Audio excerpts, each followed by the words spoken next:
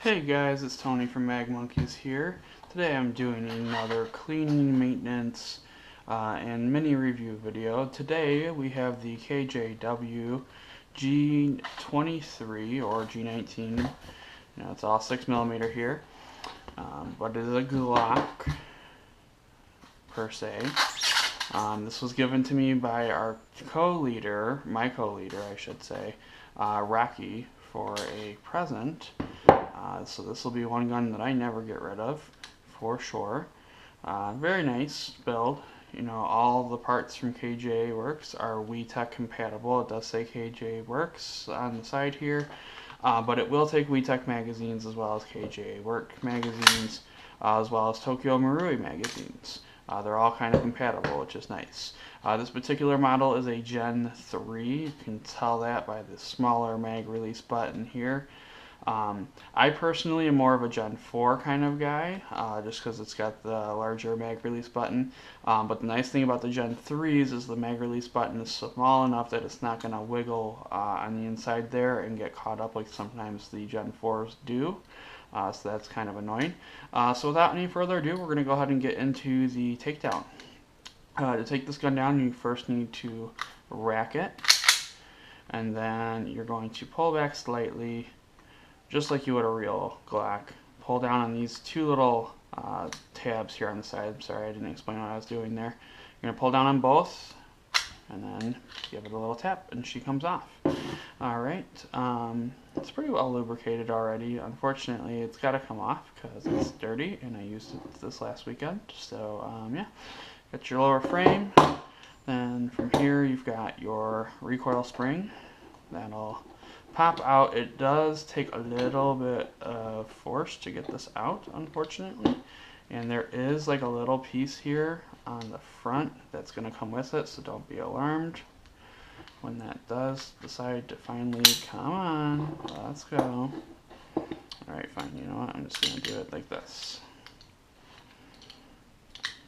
You want to be a pain in the butt? I can be one back.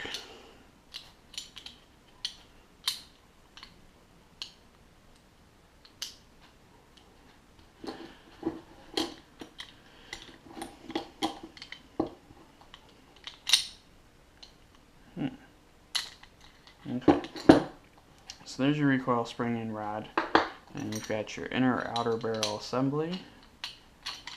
That will come apart like so.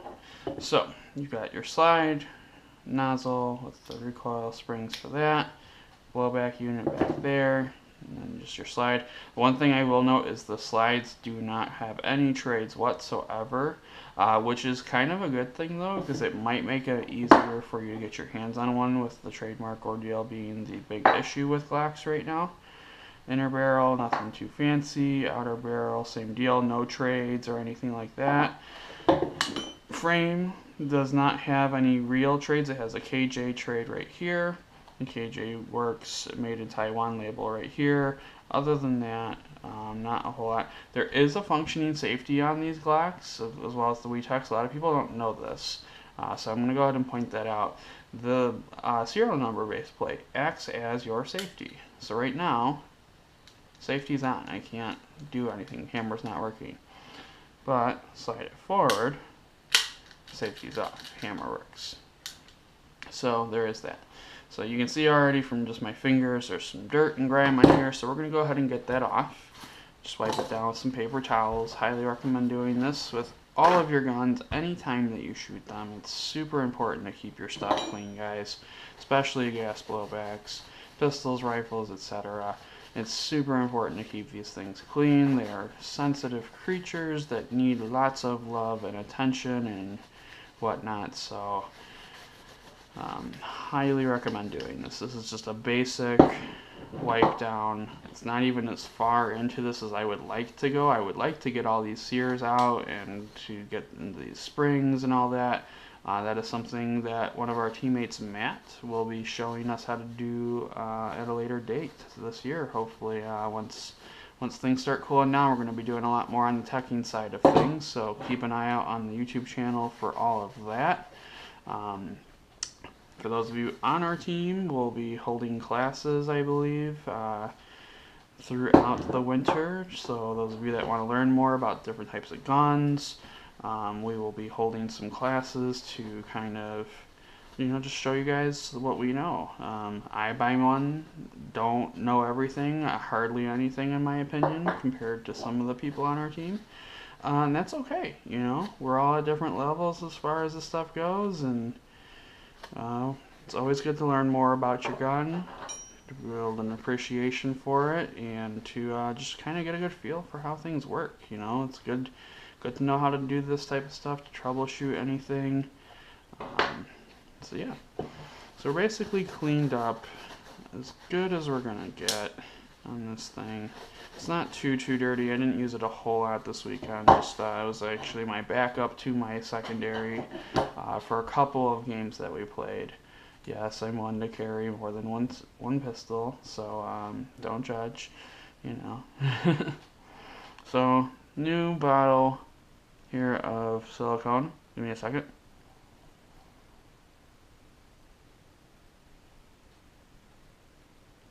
Come on.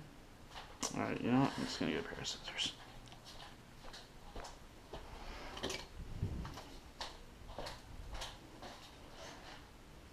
If my dentist is watching, I'm sorry. Okay.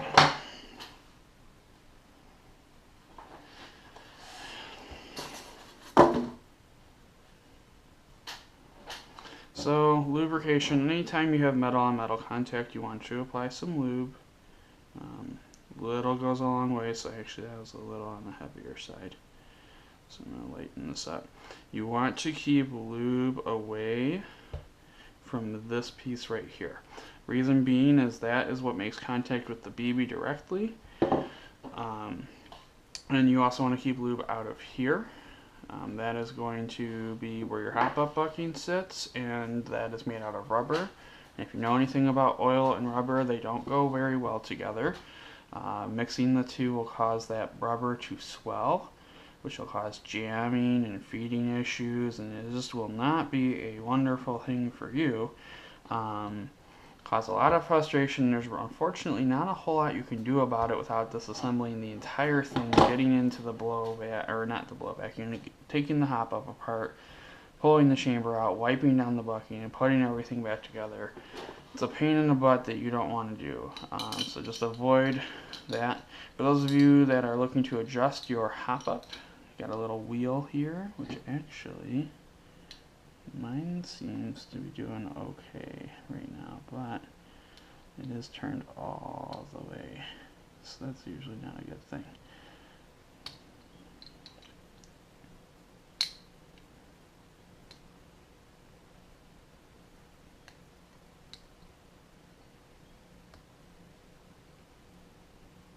Okay. I don't know. It was shooting fine. I'm not going to mess with that. Putting it back together, so you just put the inner barrel in the outer barrel, put that back on. This needs to be like so. This little rivet that's cut out here, that sits on the outer barrel. And then that goes in like so. This actually has to connect to the hop-up unit. There's a little spot where it will line up for it. Can't remember if it's sideways, but you'll know it when it aligns. Yeah, I'm just gonna see it.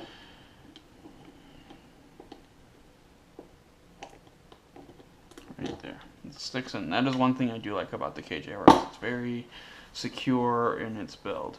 It does have a little bit of limitations on upgrade parts, but if you get rid of some of the stock stuff, you can actually throw Wii parts in here and be good to go.